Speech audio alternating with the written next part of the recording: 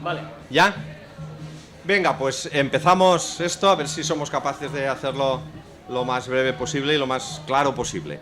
El tema iba sobre los planes de pensiones de empleo, que ese es el nombre que tiene la ley que se aprobó ayer en las Cortes. Se aprobó con nuestro rechazo absoluto a lo que esto significa, pero bueno, las negociaciones entre los partidos políticos pues llevaron a que se aprobara con una serie de condicionantes. En realidad son planes privados de pensiones. Lo que pasa que en vez de aportar el dinero directamente cada individuo, se aporta a esos fondos de pensiones a través de una parte del sueldo que se cobran las empresas. Pero la parte que la empresa aporta es del trabajador, es decir, forma parte de las rentas del trabajo, o sea, y no es gratuito. Ahora luego veremos por qué les interesa a las empresas tener esto. Aquí simplemente unas breves nociones de algo que ya sabréis, pero que os lo repito. En toda Europa y en España existen lo que llaman los tres pilares de las pensiones públicas, las pensiones de empresa, que son estas que vamos a tratar ahora, y las pensiones puramente privadas, que son los planes de ahorro, esto que tú vas a un banco o a una casa de seguros y te lo haces. Depende de cuál sea más o menos potente, pues habla de cómo es el sistema de pensiones, cuál tiene más porcentaje de todas las pensiones que se pagan. En España el sistema de pensiones público es más del 90% de todas las pensiones que se pagan. Es decir, que la parte privada, lo que hoy existe de pensiones de empresas y de pensiones privadas, es apenas el 10%. Pero en Europa es una media del 60% la parte privada, la media, y en algunos países llega hasta el 90%. Y esa será la conclusión, va a ser el por qué Europa presiona tanto para que nos hagamos esos planes de pensiones. Nuestro sistema público, que es amplio, es universal, es de reparto. Los pensionistas de hoy, los trabajadores de hoy pagan las pensiones de hoy, igual que nosotros cuando estábamos trabajando pagábamos las pensiones de los que estaban en ese momento. Es muy solidario. Su característica fundamental es que es solidario, es decir, porque aportas en función de la renta de tu trabajo y luego cobras proporcionalmente, pero muy corregido. Los que más aportan cobran más, pero no lo que cobrarían más si se lo hicieran puramente privado. Y entonces eso va para los que no pueden aportar nada. En España ya existen los planes de pensiones de empleo. Existen en el País Vasco desde el año 95 y existen en algunas empresas, Mapfre, Telefónica, algún banco que a sus empleados les ofrece este tipo de pensiones. No han tenido mucho éxito. En España, por dar los 4 pinceladas, hay 10 millones de pensiones públicas, hay 9 millones y poco de pensionistas y 10 millones de pensiones. Eso es porque uno de cada 10 cobra 2 pensiones públicas, A lo mejor es su pensión más un pico de la de viudedad hasta que llega a la pensión máxima o alguna cosa de estas. Entonces eso también, cuando hablan de 10 o de 9, son 9 millones de pensionistas, 9 y pico, y 10 millones de pensiones. La pensión media, existen las contributivas, los que han contribuido un mínimo de 15 años, y las no contributivas, que son un poco las que quedan como de asistencia, es lo que, en fin, para que nadie se quede absolutamente sin nada. Y la pensión media contributiva este último mes, mayo de este último mes, han sido 1.089 euros, más que el salario mínimo interprofesional, 1.089, la media. Acordaros lo que son las estadísticas. Para que la media salga 1.089, uno cobra 1.400 y otro cobra 600 y pico. Y la media, al final, hace eso. Pero lo fundamental es que de toda Europa, lo que se llama la tasa de reemplazo, que es la proporción entre la primera pensión que cobras y el último salario que cobras. Es decir, yo estoy trabajando hasta este mes y cobro 1.000 euros al mes, ¿qué pensión cobro al mes siguiente? Es la segunda más alta de toda Europa. En eso realmente tenemos un sistema muy, muy, muy bueno. Estamos en el 75% aproximadamente, 74 y pico, lo estábamos calculando antes con los últimos datos que hay del salario medio. También son medias, Quiero decir que la media de las pensiones tienen una tasa de reemplazo de las contributivas, del 75%. Esto quiere decir que unas se quedan en el 70 y otras en el 80, para que eso. Y gastamos el 11,8 del PIB ahora mismo, que no es ni mucho menos la mayoría. A ver, esto, que no lo tenía en presentación, disculpadme un segundo, es nada, es presentación, ¿dónde está esto? Inicio. Bueno, pues es igual, lo vamos pasando así. Vale, por poneros algún ejemplo, es decir, en la media de la UE, de la Unión Europea, las pensiones, el conjunto de las pensiones es el 12,5% del PIB de ello. El PIB, ¿sabéis todos lo que es o no? El PIB, no, vosotros levantad el brazo y ojo, no, porque yo estoy acostumbrado a dar clases y a dar cosas por sentado que el público igual no. El PIB es el Producto Interior Bruto y es la traducción a dinero de todo el conjunto de bienes y servicios que se fabrican, que se dan en un país. Es decir, se cuenta y producimos sillas, producimos coches, producimos tal, ¿no? Entonces todo eso se valora en dinero. Y damos servicios médicos, damos servicios de asesoría financiera, damos tal, todo eso se valora también, su traducción a dinero, y es como es el conjunto del Estado, el valor en bienes y cosas inmateriales que produce. Eso es el PIB. Es como si dijéramos la producción de una fábrica, como si el valor de la producción de una fábrica, pero traspasado a España, a un país.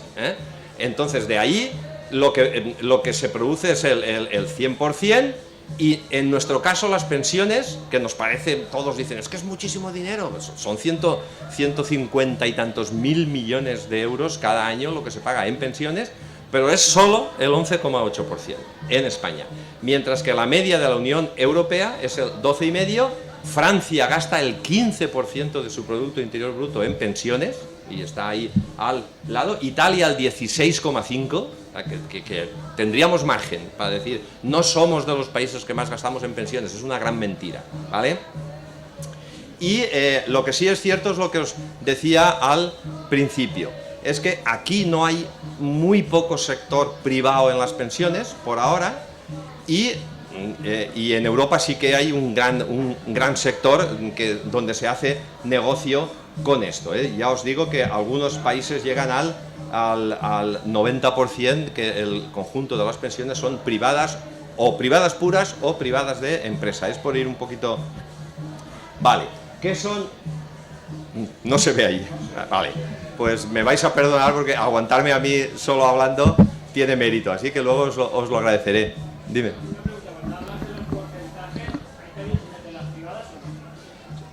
No, a ver, cuando hablo sí, cuando hablo de los porcentajes globales, el de España es el 11,8, el de... No, sí, además es que aquí las privadas, ahora sí, os podría dar algunas cifras, pero no se verán ahí. Hoy son pocos, son muy escasas, que no.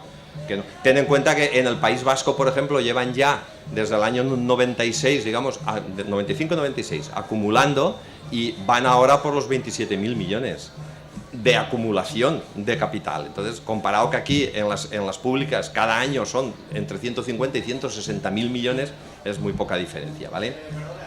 Entonces, cuando dices que Italia es el 15% del costo de las pensiones públicas. No, ahí están todas metidas, sí. Es un poco por comparar, pero si no es muy difícil. Quiero decir, es un poco por comparar.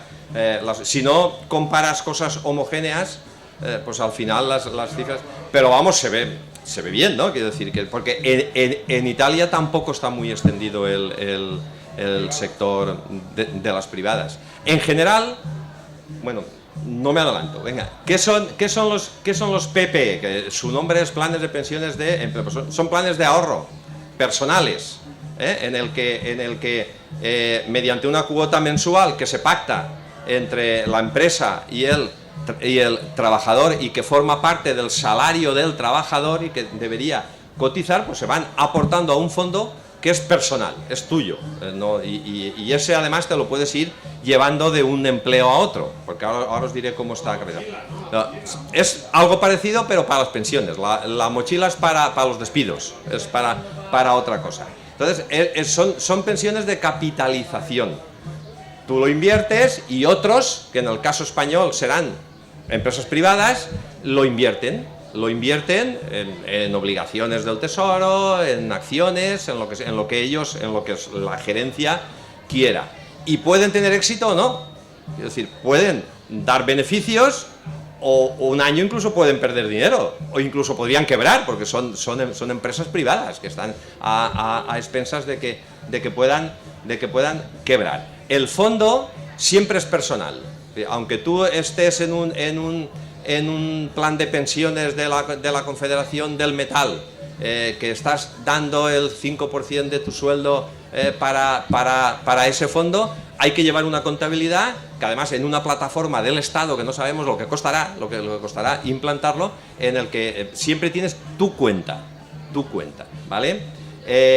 Es transmisible, que eso es lo que quieren en toda Europa, evidentemente. O sea, tú has entrado en una empresa, resulta que has estado 10 años cotizando a ese fondo que la tiene una empresa que se ha formado y que le han dado permiso, yo que sé, que se llame gestión de fondos de la banca, que se llame así. Ellos llevan su contabilidad y te informan, tú tienes ahí tu fondo y te vas de ese empleo, te vas a otro que tiene también un fondo en otra empresa que se llama de otra manera porque se autorizarán varias y tú lo puedes transmitir con tanta cantidad tenía aquí, tanta cantidad tengo aquí y empieza. Y a Europa también, que eso es lo que van buscando en Europa. Tú te vas a Alemania y te llevas el fondo detrás para la empresa. Es propiedad del trabajador, es heredable y da derecho cuando te jubilas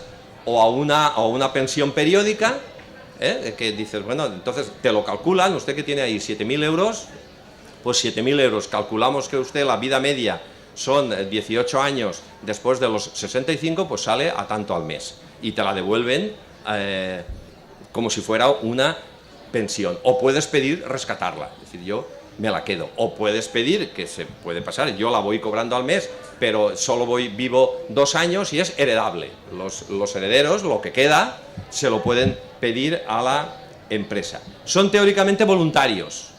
Y digo teóricamente porque en España se obligará, según esta ley, a que el trabajador que no quiera participar de estos fondos tendrá que solicitarlo por escrito.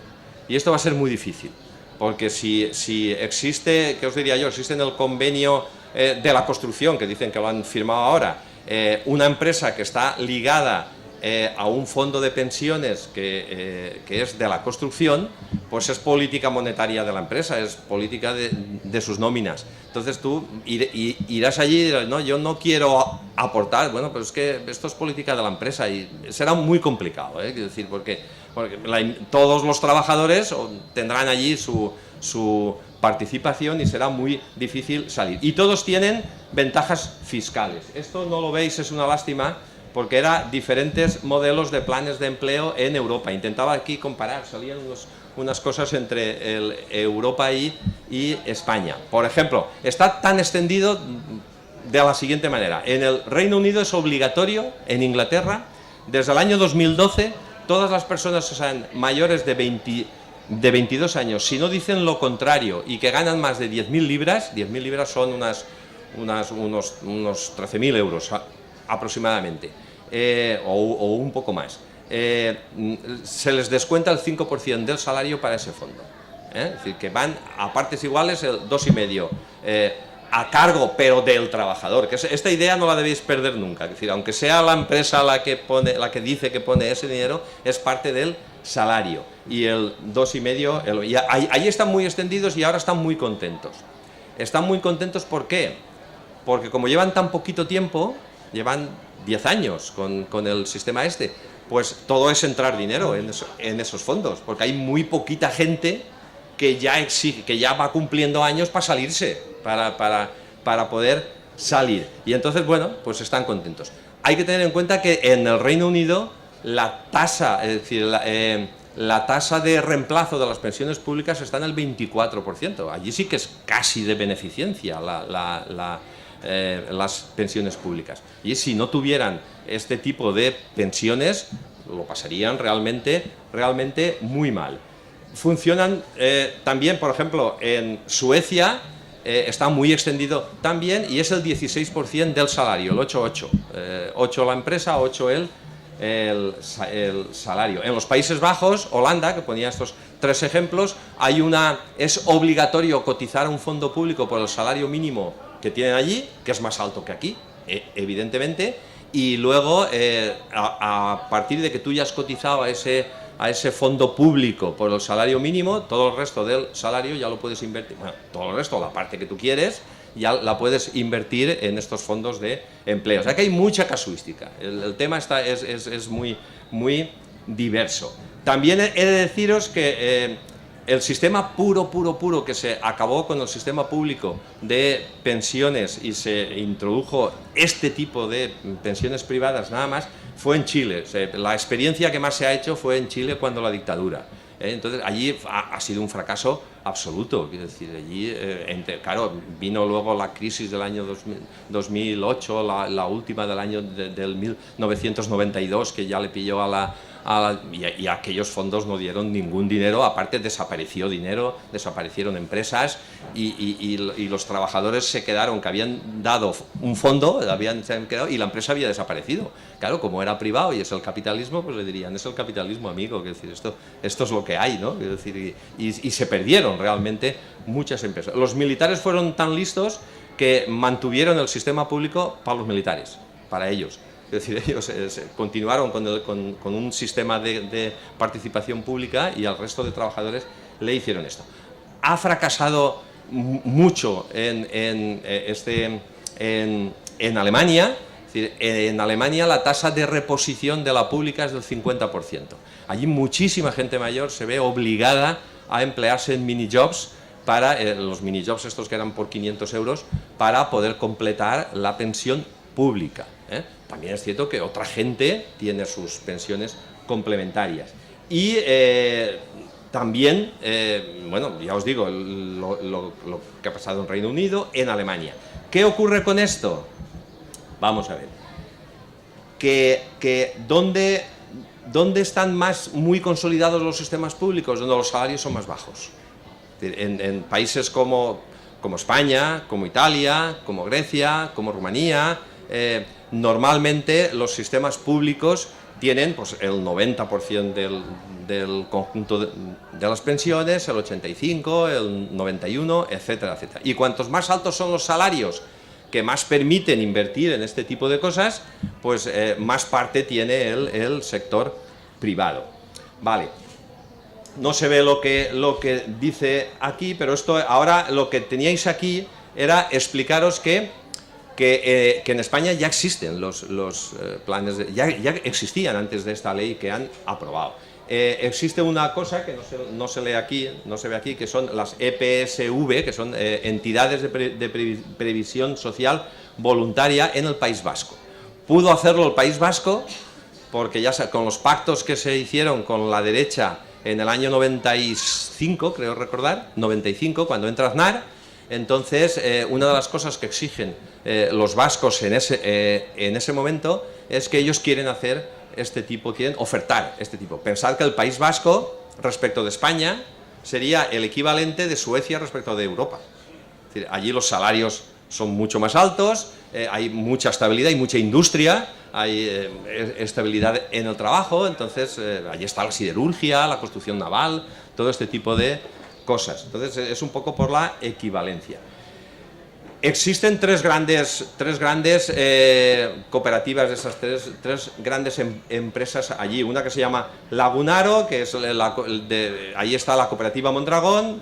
Paso una que se llama Geroa Pensioa, que está todo el sector del metal de toda Guipúzcoa, que están allí metidos, y otra que es Erkakidetza, que es para el empleo público. Allí los empleados de ayuntamientos, diputaciones, generalmente los de salarios más altos, que ahora luego incidiremos en esto. Pero ¿qué les pasa también en el País Vasco ahora mismo? Pues que son muchos más los aportantes que los que reciben pensión. Pensad que en España cada 2 trabajadores hay un pensionista o una pensión. Somos 20 millones, por hacer los números redondos, 20 millones trabajando, 10 millones de pensiones, que lo hemos dicho antes, cada 2, 1. Por ejemplo, la del metal, Geroa Pensió aquesta, tiene 111.000 aportantes, gente que aporta, y solo tiene por ahora 3.600, digamos, recipientes de la parte que les corresponde. Entonces, bueno, el problema vendrá cuando cada vez sean más los que tengan que recibir y proporcionalmente respecto de los que tengan que aportar. Pero pensad que yo no he encontrado todos los datos, pero en el del metal, en Geroa Pensioak, que además ahora tienen un conflicto, hay denuncias de trabajadores a la dirección, la pensión media que se les queda a los que se están jubilando es de 199 euros, la pensión complementaria. Para eso han tenido que aportar desde el año 2000, desde 1996 que empiezan a funcionar, el 5,5% del salario medio de todo el sector del metal. Entonces es poco rentable, es decir, es poco rentable para el trabajador, pero ahora luego veremos que para el gran movimiento de capital es muy rentable para los que organizan esto, pero para el trabajador, luego os pondré otro ejemplo de lo que han firmado en la construcción ahora. Y en el folleto de Geroa Pensió aquesta, dicen ahí literalmente que la persona que aporte a su fondo el 5,5% durante 42 años de su sueldo, cobrará al final de esos 42 años 404 euros. 404 euros. Es decir, que no es una cosa demasiado rentable. Allí, porque no se podía, porque era una cuestión autonómica, no había bonificaciones para los empresarios en la cotización, y sí que había, porque tenían el concierto fiscal vasco, que lo tienen, sí que había desgravaciones fiscales hasta 5.000 euros en la de esto. Vale, entonces, visto todo eso, la cuestión es que en España el sistema público de pensiones está funcionando, aunque tiene 2 lagunas desde mi punto de vista, tiene 2 lagunas fundamentales. Y ninguna de las 2 realmente, o la más importante, no es por falta de cotizaciones, sino es por el sistema. Es porque los presupuestos generales del Estado no aportan lo que debían aportar, que es lo de las pensiones no contributivas. Es una poca vergüenza que una pensión no contributiva sean 423 euros. Eso no puede ser, es decir, es una cosa... Pero claro, son de personas que no han contribuido al sistema, no han cotizado o no han cotizado lo suficiente, es decir, no han tenido esos 15 años. Bueno, ahí de los presupuestos generales, porque eso no tienen por qué, digamos, financiarlo los trabajadores que sí han cotizado. De ahí hay que sacar más dinero. También es verdad que se deberían mejorar las pensiones mínimas, que están, ahora mismo son 715 euros, 720 y algo, son las mínimas contributivas, ¿eh? Entonces, bueno, para eso no hace falta tanto dinero. Si el Estado pusiera lo que hay que poner, con 18.000 millones, que no se asusten las cifras, 18.000 millones habría suficiente para que todos los pensionistas contributivos que ahora no llegan al salario mínimo pudieran llegar a los 1.000 euros al mes. 18.000 euros parece mucho, pero en 5 años son 4.000 y pico. Te haces y eso es cuestión de voluntad, y es cuestión de que la masa social de todo el conjunto de los españoles diga, me parece de justicia que llegue a eso. Pero claro, eso hay que negociarlo políticamente también. Y cuanto mejor esté el sistema público, peores condiciones tendrá el sistema privado, y por eso batallan para que no mejore el sistema público, y otra para que se den ventajas al sistema privado. Pues lo cierto es que no había demanda política de estas pensiones de empleo, porque lo que hizo el País Vasco podía haberlo hecho cualquier otra autonomía. Vosotros estoy seguro que no habéis oído que en ninguna otra autonomía existía esta petición. En el País Vasco funcionaron mucho mejor los primeros años por la novedad, por entrar y tal, pero estos últimos años habían estancado, o sea, había gente que empezaba a salirse. La plataforma esta, el Geroa Pensioac, ya tiene denuncias por parte de algunos trabajadores que querían rescatar su fondo de pensiones al final. Y como dicen que cambiaron los estatutos sobre la marcha, ellos dicen que no se han enterado, eso está en juicio, ya lo veremos. Dicen que los que habían hecho un fondo de más de 35.000 euros ya no podían rescatarlo todo de golpe, tenía que ser por una renta al mes, y eso está en juicio, en fin, está eso ahí presentado y ya veremos, ¿vale? Entonces, si no hay demanda por parte de la gente, en el País Vasco se ha paralizado, y si no había tampoco demanda política, ¿qué intención hay? Es decir, ¿por qué tanto interés en hacer este tipo de cosas?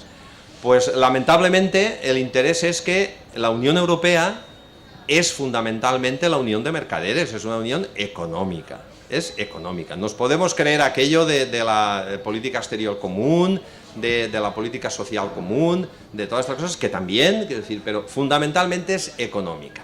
Y los grandes centros financieros, los grandes grupos financieros dicen, bueno, pues si en Europa en el conjunto hay un 60% de gente que aporta a planes privados que gestionamos nosotros, ¿por qué no lo vamos a conseguir en España?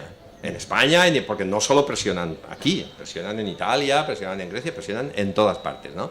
Entonces, esa es la razón, no hay otra. Quiero decir, no le busquemos tres pies al gato, porque esa es la presión de los centros financieros de España y de Europa que quieren echarle mano a los fondos que los trabajadores pueden ir juntando, y si pueden que se saquen del sector público y que vayan al sector privado, pues mejor. Cuanto más gordo sea el fondo, más capital manejaré yo, más comisiones sacaré, más posibilidades de invertirlo aquí o allá tengo, y más posibilidades de vender otros productos tengo, porque ya que tengo 12 millones de clientes, que es el 60% de todos los trabajadores españoles, pues de paso le vendo, yo qué sé, pues una stock option, o le vendo este otro producto financiero, porque bueno, y además también tengo mucha información, los que cobran salarios altos, todo este tipo de cosas. No hay otra razón, no le busquemos más datos. Qué lástima que no se vea esto. Bueno, ¿cómo está la ley de los PPE que han aprobado ahora mismo aquí? Participación voluntaria, es que esto estaba así, sí, con renuncia por escrito. El ámbito, funcionarán aquí, pero tú te lo puedes llevar a Europa, es de ámbito europeo, son europeos. ¿Quién puede iniciar esto, que se creen estos fondos? Pues puede la administración a través de las mesas de negociación, administración y sindicatos, sí, funcionarios de la administración local de la provincia de Valencia. Entonces hay una mesa de negociación con eso, y cuando negocian con la administración dice, bueno, pues el sueldo me lo subes un 3% y me pones el 2% en este fondo de pensiones, ¿no? en el fondo que se crea. Esos pueden instarlo a eso. Los sindicatos en el mundo puramente laboral del trabajo no funcionariado, los sindicatos con los empresarios, pues eso, el sindicato de la hostelería, a través de los convenios. En el convenio de la hostelería se puede instar, en el de la construcción, en el del metal, en fin, todo este tipo de cosas. Las aportaciones, por ahora mixto, trabajador-empresario, aunque el trabajador siempre podrá aportar un poco más si quiere. Claro, con salarios de 1.000 euros es muy difícil aportar prácticamente nada, pero bueno, aunque os asombraríais que en España hay más de 1.200.000 personas que cobran más de 4 veces el salario mínimo interprofesional, o sea, cobran más del tope de cotización, ¿eh? Hay muchos trabajadores que cobran mucho más de lo que cobramos o de lo que hemos cobrado el común de los mortales. No hay límite inferior en las aportaciones, porque se quiere, claro, los que procuran esto quieren que se extienda lo máximo posible, aunque sea con muy poco fondo personal, pero mucho de mucha gente. En el sector de la construcción han pactado el 1% del salario para esto, para un fondo que se creará, y eso son 15 euros, porque el salario medio en la construcción son 1.500 euros. Ojo, 1.500 euros, la media entre lo que cobra el albañil y lo que cobra el delineante o el que trabaja allí, 1.500 euros. El 1% son 15 euros. Ahora que viene, si manejáis una hoja de cálculo, metéis, bueno, a ver, meto 15 euros este mes, 15 euros, 15 euros, 15 euros, luego hago el 2,5%, que no está mal, como rentabilidad, el 2,5% anual, paso mis 30 años aportando eso, ¿qué me queda? O sea, es decir, llego a los 65, si todo va bien, si no ha pasado nada, ¿qué me queda?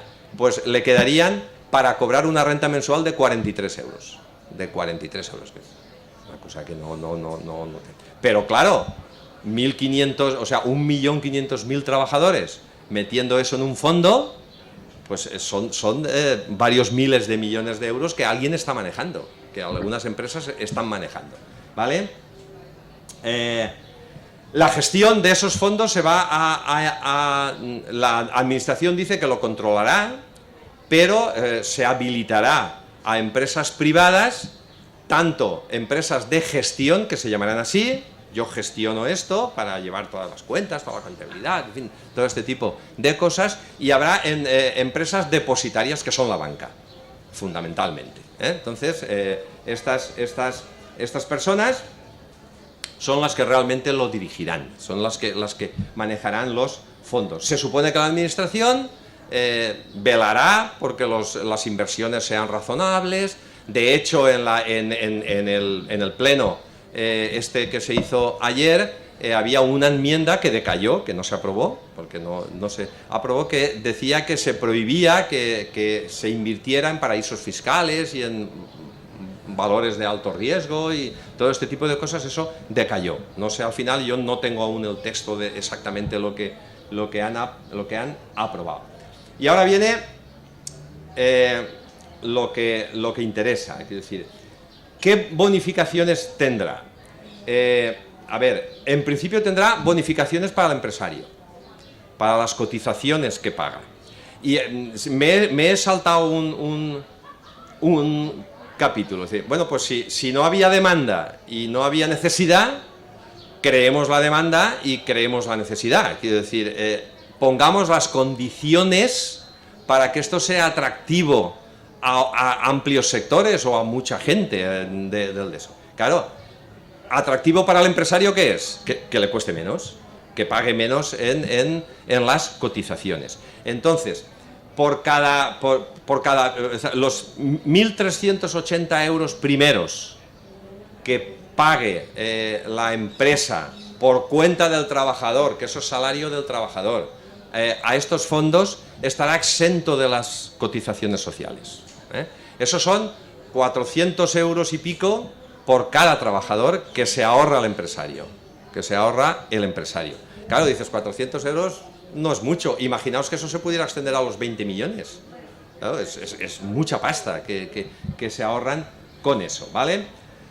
Aparte, en el pleno de ayer se aprobó también, que fue una enmienda presentada por Ciudadanos, creo recordar, se aprobó que en el impuesto de sociedades, que ya pagan poco, que el conjunto de lo que pagan las empresas es poco, se descontaran el 10% de esos 1.380 euros. Siempre que el trabajador cobre menos de 27.000 euros al año, que si os fijáis es casi la mayoría de trabajadores. Es decir, más del 70% de los trabajadores cobran menos de 27.000 euros al año. Y a partir de los 27.000, el 5%. De estos, siempre de los 1.380 euros, porque esto es un numerito que no viene ahora a cuento de dónde lo han sacado, pero es eso. Ahora luego os diré eso lo que significa. Vale. Y por último, en la ley dice bien claro, está allí escrito, hay un capítulo que el Estado no es garante nunca ni de los fondos ni de la rentabilidad de estos fondos. Digamos que se han querido curar un poco en salud, para decir, no, si quiebra la empresa, veremos. Pero claro, no, yo ahora os invito a que hagáis la siguiente reflexión. ¿El Estado era garante de los depósitos bancarios? ¿De las cajas de ahorro? No era garante, no era garante.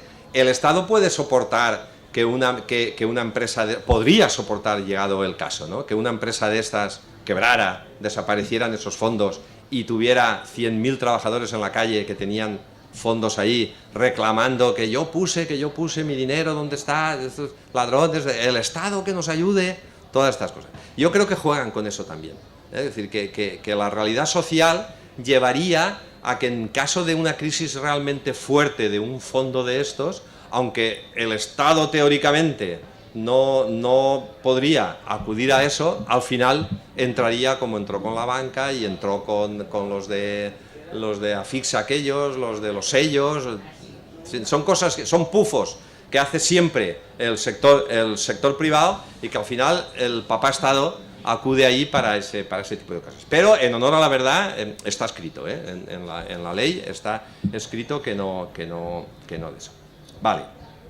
Entonces, no solo hay que crear las condiciones favorables, sino que hay que dar las razones políticas por las que se hace esto. Entonces, y aquí había puesto yo, que ahora ya empieza a verse un poco, razones que en realidad son excusas de por qué se hace esto.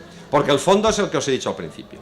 El fondo es que las presiones por parte de los centros financieros, de los grupos financieros, serán enormes, y estoy seguro que alguno de los que han votado ahora estos planes acabará en los consejos de administración de estas empresas aseguradoras. No sé quién, pero cuando pasen unos años lo vamos a ver.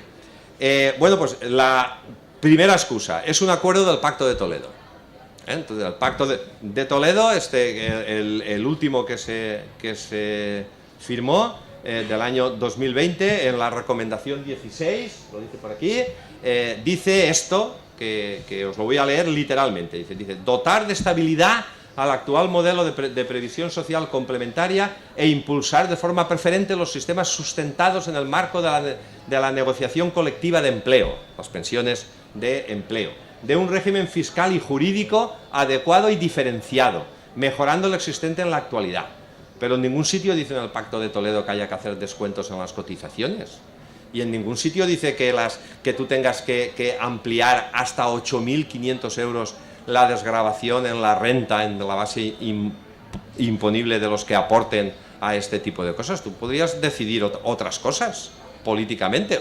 Puedes beneficiarlos más o menos, pero han optado por beneficiarlos mucho para que se pongan en marcha. Y es verdad que forma parte del plan de recuperación, transformación y resiliencia, esto tan bonito, en el apartado 30, quiere decir el plan que se envió a Europa para que a cambio nos retrotrayeran o nos enviaran aquí los Next Generation, que se llaman los fondos europeos, que unos son incondicionados, hasta 70.000 millones, que el Estado se los puede gastar en lo que quiera, son incondicionados, y otros son préstamos a cero interés, y esos además van condicionados. Bueno, pues en el componente 30 se acordó con Europa que para poder recibirlos antes del 30 de junio, de ahí las prisas, se tendría que hacer el marco legal de los planes de pensiones de empleo extendidos a toda España. Esta es otra cosa que dice, bueno, si se acordó, el acuerdo es cosa de dos. O sea, tú podías no haber acordado eso, o haberlo acordado de otra manera. Fue una bajada de pantalones evidente, porque estábamos en esa situación de debilidad, porque nuestros gobernantes no son ajenos, quien esté, a las presiones europeas, y porque estamos en Europa, es decir, que tiene su ventaja y tiene su desventaja. Y dicen que la otra es que mejorará las pensiones de todos los trabajadores. Esto es una falsedad de toda falsedad. Es decir, porque solo los que tengan suficiente, digamos, liquidez, dinero para poder aportar a esto, pues se podrán ir haciendo ese tipo. Y creará dos tipos de empleo, dos tipos de trabajadores. El Mindundi, que no tiene ningún plan de empleo de estas y que solo le queda la pensión pública, y el trabajador que se creará clase media alta, que sí que podrá hacerse un plan de pensiones de esto. Ya os he puesto el ejemplo de los 15 euros y los 43 euros después de 30 años poniendo 15 euros. Vale, ya estoy terminando, es decir que tranquilos. Bueno, entonces, sí, no, yo es por no hacerme pesado. No, yo ahora mismo tengo tiempo. Ahora ya se ve mejor. Pues esa sería la repercusión en las cuentas públicas.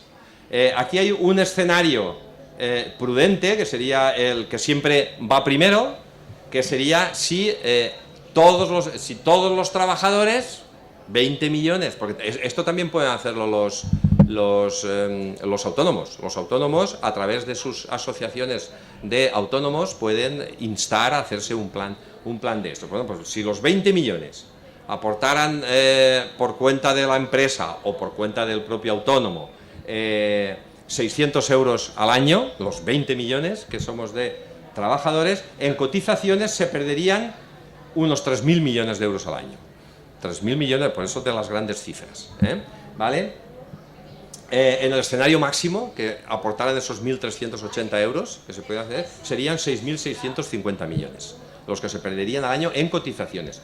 Por IRPF, porque sabéis esto, yo no sé si, sí, pues todos más o menos, que si tú cuando haces la declaración de la renta, al final te sale una cosa que dice base imponible, base líquida, entonces son 20.000 euros. Entonces, de esos 20.000 euros, quien aportara aquí podría descontarse hasta 8.500 euros. Claro, si de eso le salía a pagar de IRPF el 20%, pues es el 20% de 8.500 euros que deja de aportar. Vale, ahora luego con las preguntas aclaremos más. Pues son 1.630 millones, en el escenario máximo 3.700. Y en el impuesto de sociedades se dejará de recaudar. Esto no será en un año o dos.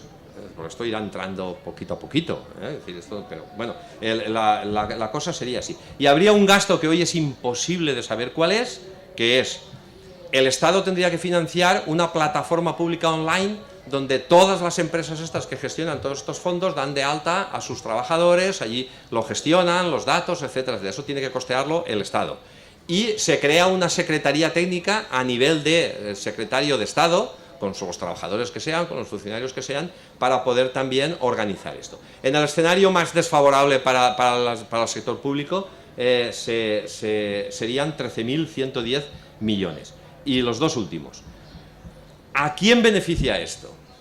A ver si se puede leer. Evidentemente a la oligarquía financiera española y europea. En el preámbulo de la ley se dice que se aspira en el plazo de 20 años a que estos fondos tengan 300.000 millones de euros. Fijaros que 300.000 millones de euros es 2 veces lo que se paga aquí en un año. Tampoco, sí que no. El fondo noruego público de las pensiones de empresa que tienen allí llevan 1.200.000 euros. 1.200.000 euros. La verdad es que allí los salarios con esto del petróleo que tienen allí las empresas públicas del petróleo y tal son muy altos. Claro, entonces 300.000 millones que estarían en sus depósitos, o sea, lo capitalizarían eso y lo invertirían en determinados sitios. La comisión que se prevé que puedan cobrar por la gestión y por el depósito es del 0,5% anual, que eso lo cobran siempre. Entonces 300.000 millones, el 0,5 son 1.500 millones al año solo en comisiones que los ingresarían en sus cuentas. Claro, yo me pongo en el plan malvado de un señor de estos que tiene, de la casa de seguros de Mafre o del banco de inversiones de Bankinter, etcétera. Y si en Suecia lo tienen, y si en Hungría lo tienen, y si en tal lo tienen, ¿por qué no podemos tenerlo aquí? Ese dinero está ahí, es decir, en algún sitio y estamos perdiendo la oportunidad de sacarle dinero a esto, ¿vale? Y luego está el beneficio inmaterial, ¿no? Es decir, que bueno, pues tú tienes 12 millones, porque la intención que dice en el preámbulo es 300.000 millones y que alcance al 60% de la masa trabajadora que hay en España, ¿no? Entonces esos son 12 millones de personas ahora, son 12 millones de personas que tienen sus cuentas, que tienen sus fondos, que, mire, ya que tiene el fondo, ¿por qué no invierte en esto? Ya que tiene, es las sinergias que se llaman en la empresa, porque es un negocio redondo para estas personas.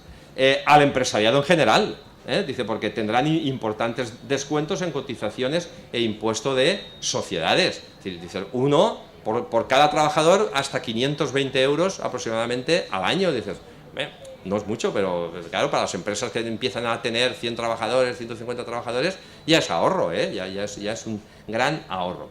Y sobre todo, porque van a tener, esto que dice aquí, que podrán usar el señuelo de la pensión para incluirlas como revalorización en el sueldo. Llegarán las negociaciones y dirán, vale, voy a subir, pactemos un 4%, pero el 2% sí que lo vas a cobrar en tu nómina líquido al final y todo eso, pero el 2% para el plan de pensiones. Y tú ahí tendrás tu fondo, tu capitalito y tal. Claro, el empresario sabe que de ese 2% él se va descontando dinero. Es decir, va ahorrando ahí en su masa salarial. Y los sindicatos puede que entren en esto. Ahora luego, si acaso, hablamos de los sindicatos. Esto va a ser un arma muy poderosa en manos de los empresarios. También a los cuadros dirigentes de los sindicatos, porque aquí no me ha dado tiempo, además voy como muy a prisa. ¿Por qué? Porque cada fondo de estos tendrá una comisión de control.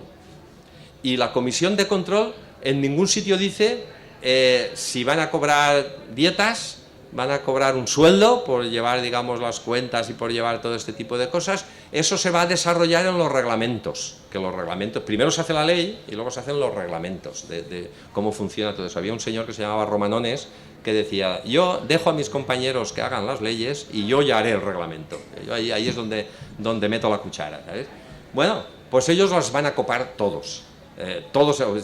Será obligatorio que haya un 33% de representantes de la patronal, de esos convenios que se firmen, el 33% de los sindicatos y el 33% solo de los impositores, o sea, de los que aportan.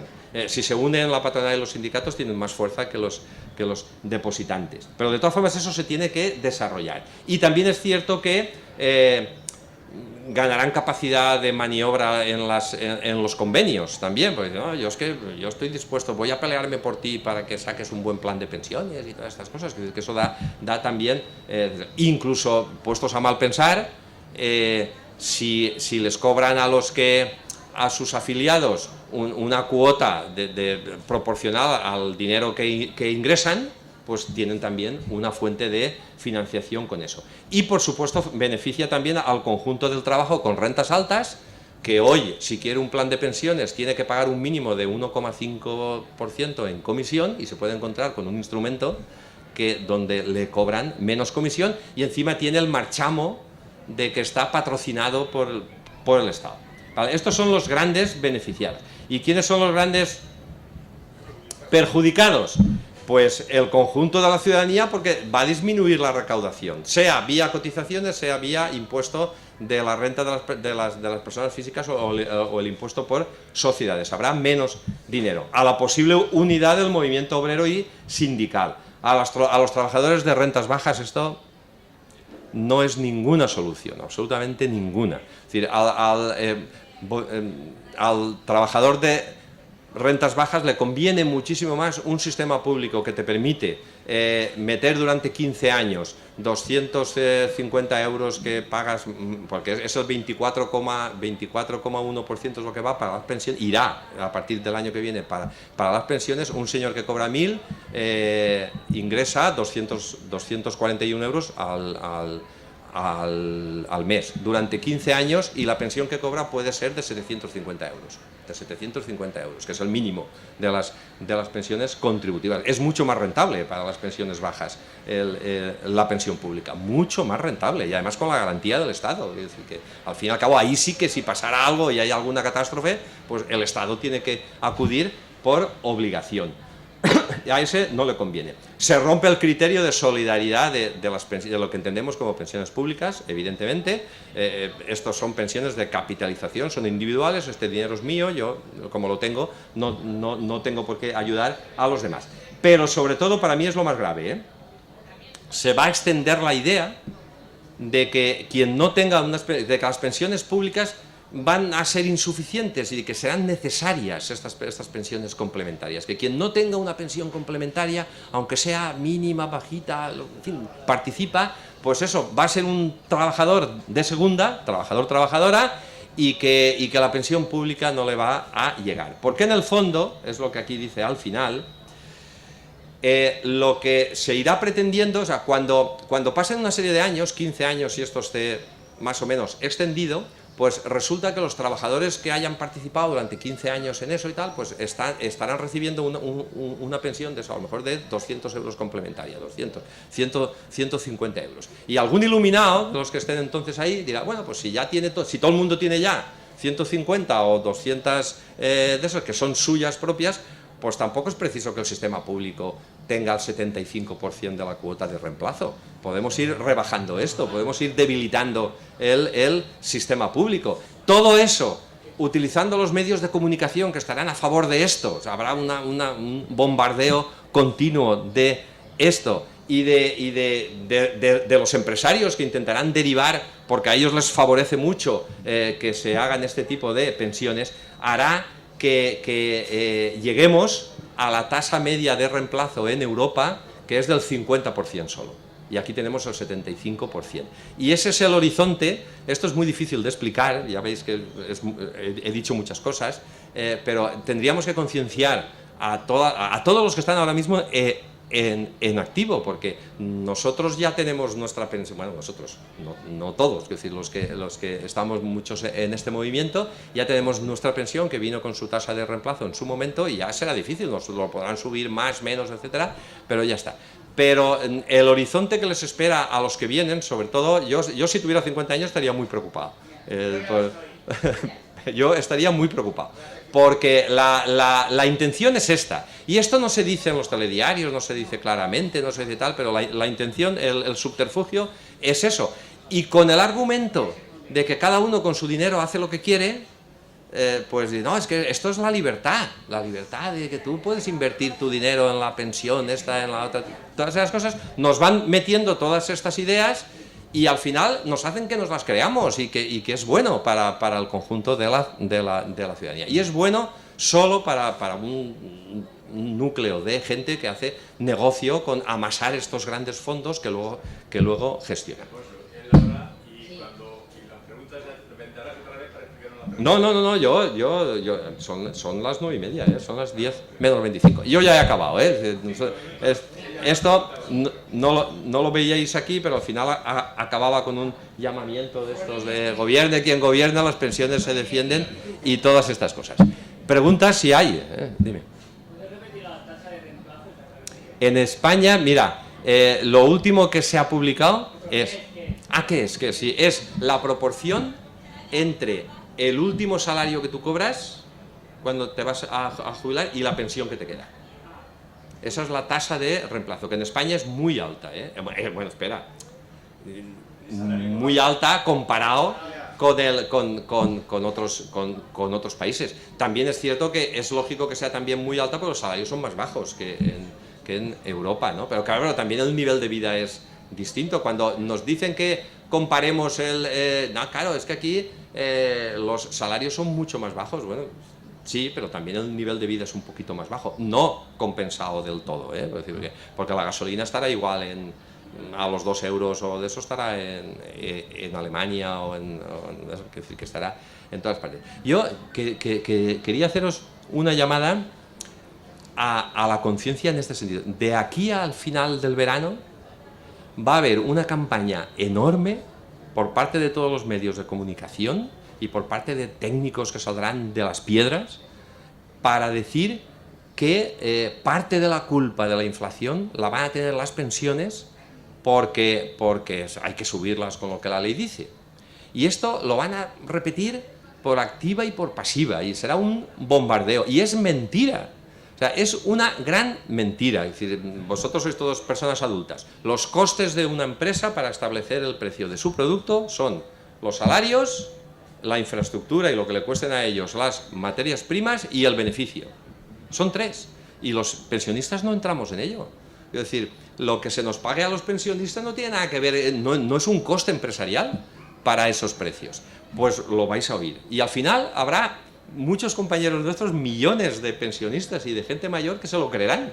Y claro, es que el 6,5, el 7, eso es mucho dinero, ¿no? Cuando eso, con lo que ha subido el empleo últimamente, tienen bastante para eso. Con un punto del PIB, que se lo quieren gastar ahora con la cuestión militar, ya salen los 12.000 millones de euros que hace falta para subirnos el 7%. Otra pregunta, por ejemplo, te quedas en el paro y hay que poner tú, no quedaría el caso.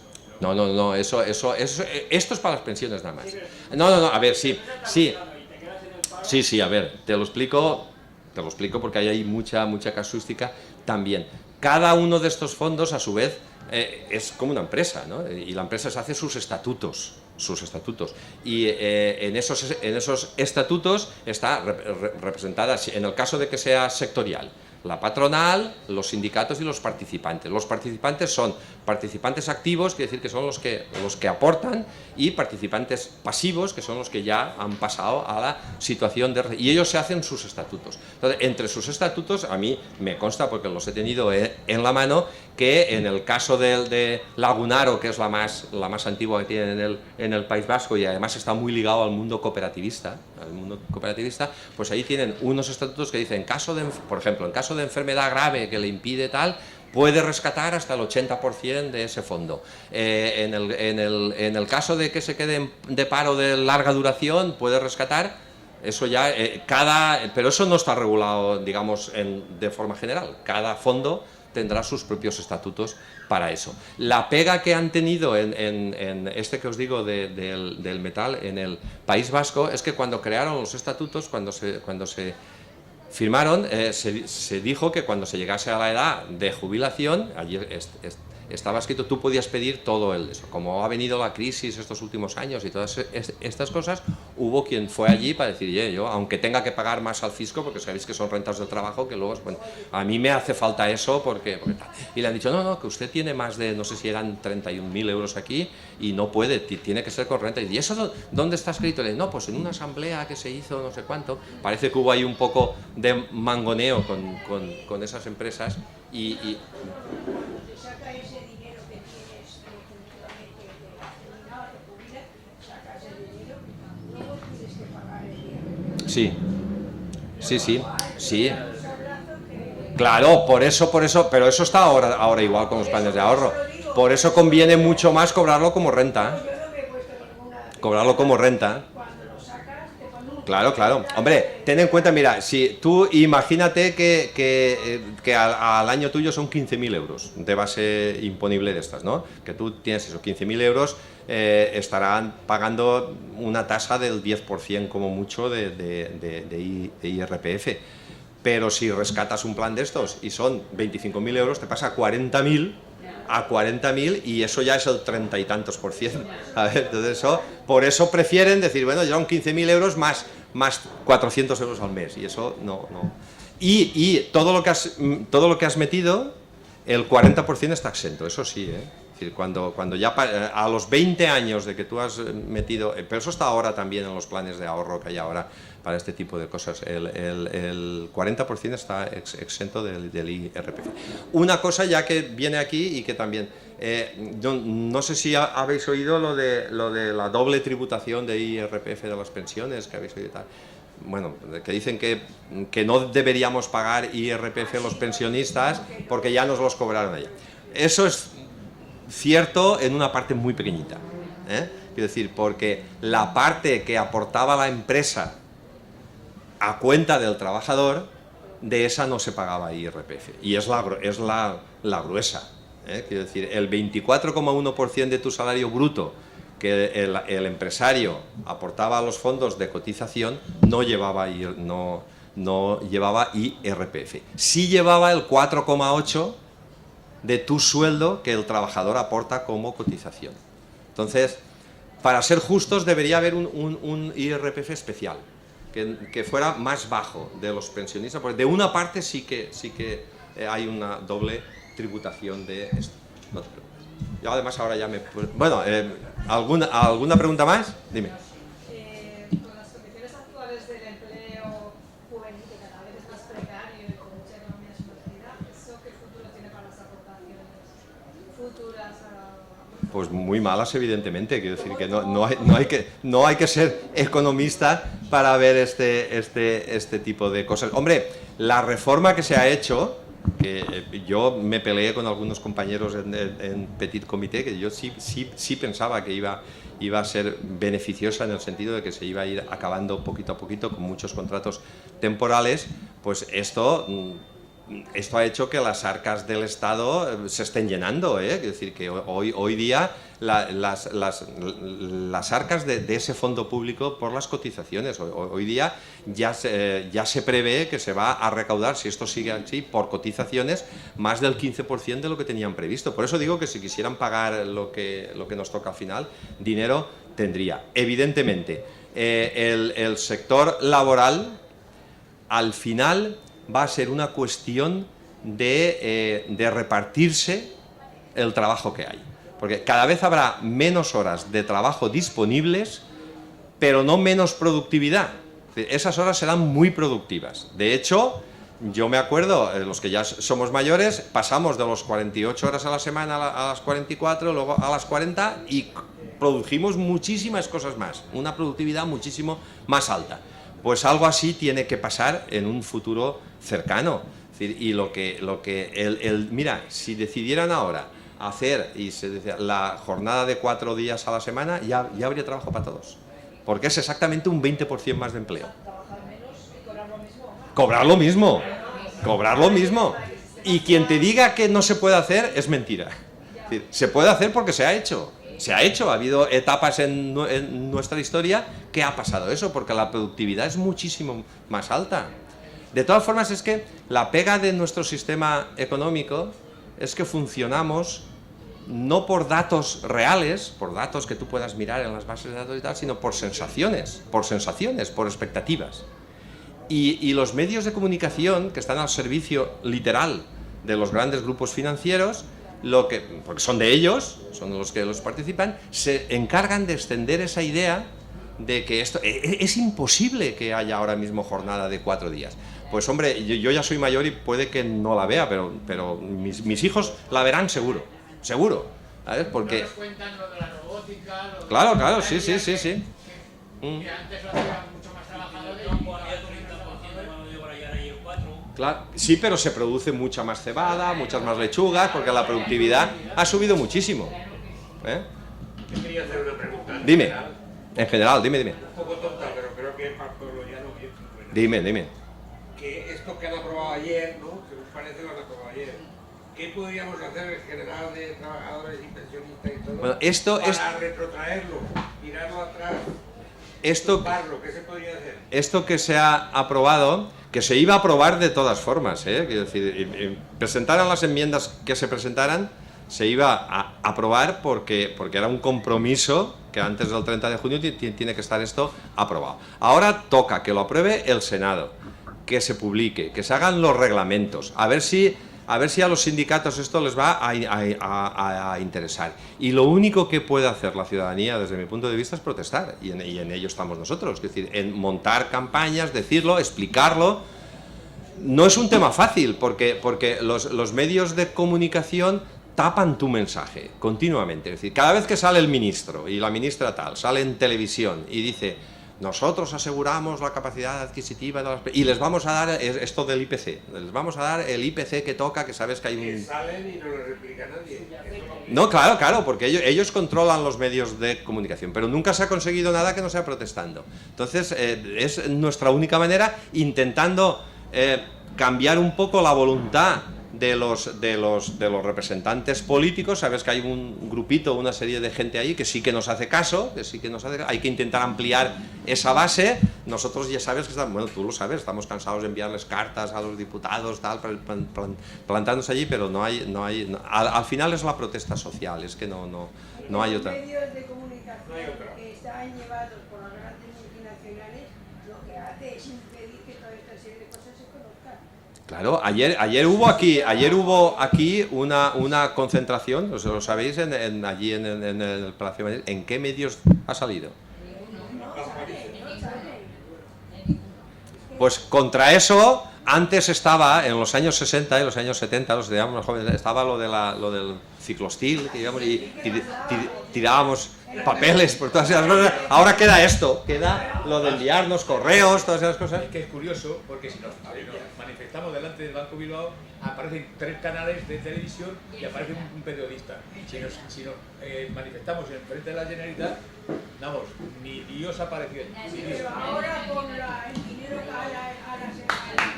Bueno, gracias por aguantarme. Espero que os haya servido de algo. Gracias a ti por